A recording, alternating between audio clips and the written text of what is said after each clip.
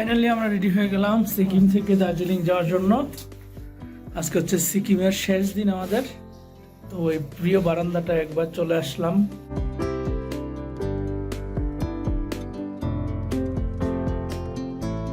প্রতিদিন সকালেই মনে করেন যে ঘুম থেকে উঠে বারান্দা যখন আসি, এরকম সুন্দর একটা পরিবেশ দেখে প্রাণটা আসলে জুড়িয়ে যায়।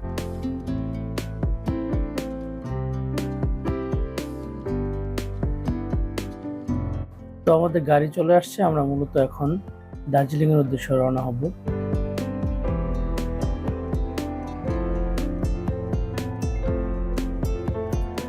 ভিউয়ার্স, আমরা অলরেডি দার্জিলিং এর উদ্দেশ্যে রওনা হয়ে গিয়েছি।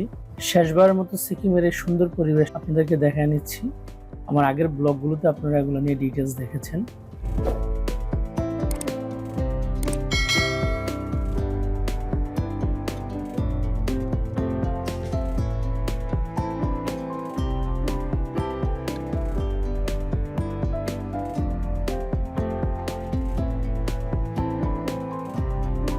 তো অনেকক্ষণ চলার পর আমরা এখন চলে আসছি র্যাংপু স্টেশনে। তো আমরা যখন আসছিলাম ঢাকা থেকে সিকিমে, তখন হচ্ছে এই র্যাংপু স্টেশনে আমাদেরকে সিকিমে ঢোকার পারমিশন নিতে হয়েছিল। তখন হচ্ছে আমাদের সিকিমে যাওয়ার জন্য পাসপোর্টের মধ্যে ইমিগ্রেশনের মতো একটা সিল দেওয়া হয়েছে।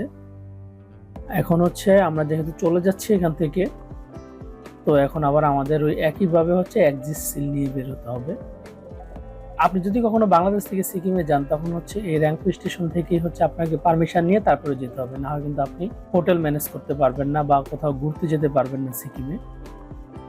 আবার যখন চলে যাবেন সিকিম থেকে, তখন এই র্যাংপু স্টেশন থেকে হচ্ছে মূলত আপনারা এক্সিট সিলটা নিয়ে নেবেন।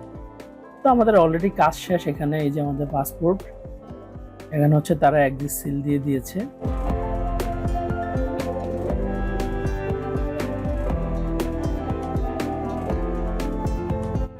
তো আমরা এখন আবার রওনা হলাম দার্জিলিং এর উদ্দেশ্যে।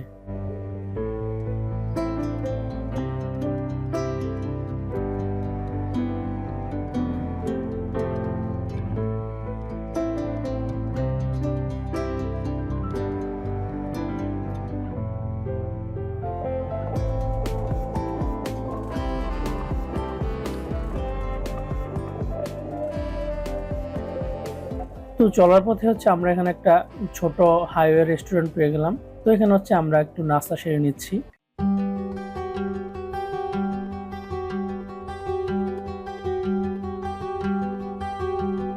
তো এখানে একটা কথা মনে রাখবেন আপনারা, যে সিকিম বা দার্জিলিং এ হচ্ছে হালাল খাবার পাওয়াটা অনেক টাফ। তো আপনারা যখন খাবেন ওইগুলো আসলে বাছাই করেই খাবেন।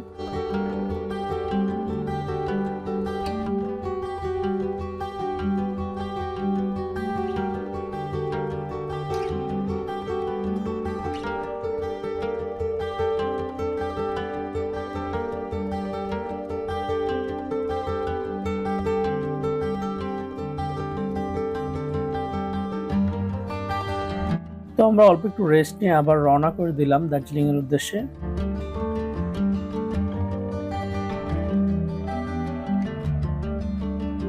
আমরা কিন্তু প্রায় 12,500 ফিট থেকে এখন নিচের দিকে নামতেছি। আপনারা জানেন যে সিকিম হচ্ছে সমুদ্রপৃষ্ঠ থেকে প্রায় 12,500 ফিট উপরে। তো ওখান থেকে হচ্ছে মূলত আমরা নামছি নিচের দিকে।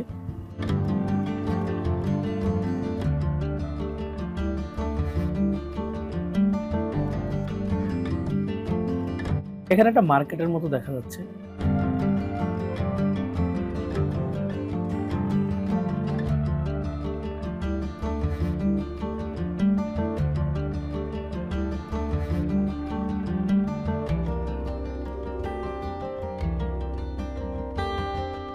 আমরা এতক্ষণ 12,500 ফিট উপর থেকে নিচের দিকে নেমেছি। এখন আবার আমাদেরকে দার্জিলিং এ যেতে হলে আবার উপরে উঠতে হবে। আপনারা হয়তো বা দেখে বুঝতে পারছেন।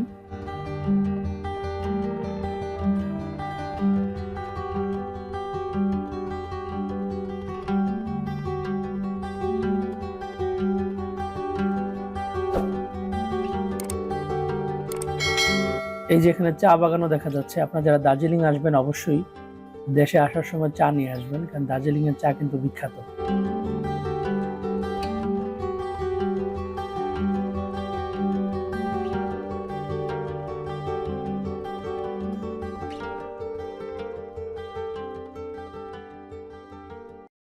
অনেকক্ষণ চলার পর আমাদের ড্রাইভার গাড়িকে একটা জায়গায় দাঁড় করালো, কারণ হচ্ছে ওদের বাকি গ্রুপ মেম্বার যারা আছে তারা অনেক পিছনে পড়ে গেছে, তো মূলত তাদের জন্য হচ্ছে আমাদের ওয়েট করতে হচ্ছে এখানে। তো এখানে আসলে ওয়েট করার পর ওই যে আপনারা দেখেন যে এখানে কাঞ্চনজঙ্ঘা দেখা যাচ্ছে, ক্যামেরাতে বোঝা যাচ্ছে কিনা জানি না, জাস্ট দেখানোর চেষ্টা করতেছি আর কি। তো আপনি দার্জিলিং বা সিকিমে প্রায় ম্যাক্সিমাম জায়গা থেকে হচ্ছে কাঞ্চনজঙ্ঘা আপনারা দেখতে পারবেন।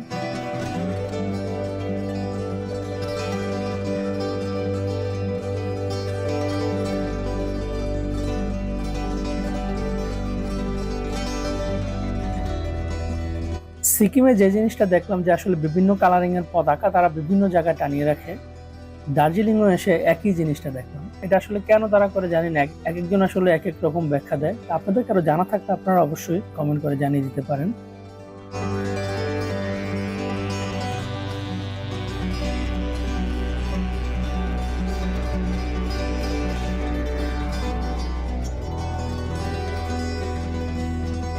তো যাই হোক, আমরা এখান থেকে আবার রওনা করে দিলাম। আমরা কিন্তু মূলত দার্জিলিং এর কাছাকাছি চলে আসছি। এখানে অনেক লম্বা একটা পথ, আসলে এই রাস্তা দিয়ে আসার সময় আমরা মূলত রেস্ট নিয়ে আসছি, জাস্ট অল্প একটু আপনাদেরকে দেখানোর চেষ্টা করছি আর কি। তো এই যে আপনারা দেখতেছেন যে এটা হচ্ছে দার্জিলিং এর ঐতিহ্যবাহী টয় ট্রেনের যে ট্রেন লাইন সেটা।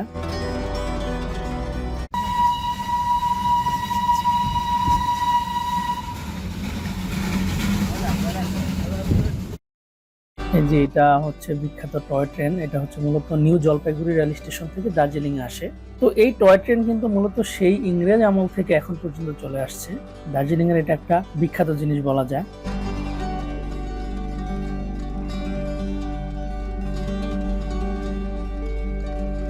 এটা হচ্ছে দার্জিলিং রেল স্টেশন। এখানে আসলে সেই ইংরেজ আমলের পুরনো কিছু ট্রেনের ইঞ্জিন রয়েছে, এগুলো দিয়ে নাকি আসলে এই ট্রেনগুলো এখন পর্যন্ত পরিচালিত হচ্ছে।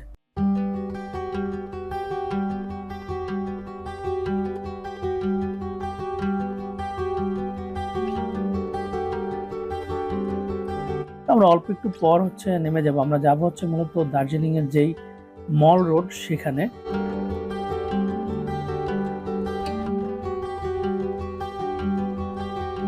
ভিউয়ার্স, আমরা নেমে গিয়েছি। দার্জিলিং এর মল রোড হচ্ছে আমাদের গাড়ি যাবে না, আমাদের 5 মিনিট হাঁটার দূরত্ব হচ্ছে, আমাদেরকে জাস্ট নামিয়ে দিয়েছে এখানে।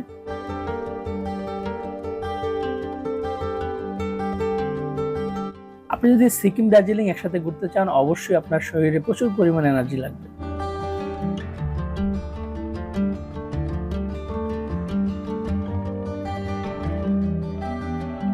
তো এই রোড ধরে হেঁটেই হচ্ছে আমরা মল রোডের দিকে যাচ্ছি।